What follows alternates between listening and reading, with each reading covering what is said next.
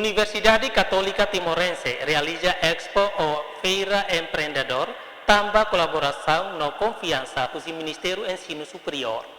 Questão nem o reitor UCT, Padre José Casimiro Pinto, jornalista, e a UCT Baliri terça de Ateten. Expone a UCT segunda, no realiza também colaboração, no confiança com o Ministério do Ensino Superior.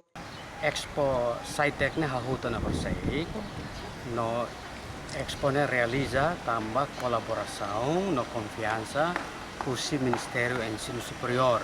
Tambah sama kaudian kolaborasyon no konfiansa tambah programa ida expone ne husi Ministério do Ensino Superior niat. Padre Diang ida nesai hanesan fase primeira ba Universidade Católica Timorense, atau continua promove ciência no tecnologia ba aban bengrua.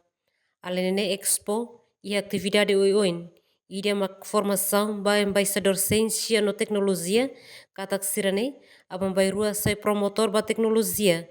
Ahutia ono fulan outubro liba no representante grupo da Universidade Sira Hanesan IPDC Undil no Seluktan marca presença onde participa formação e etapa primeiro. Emerenciana Pinto, Astel News.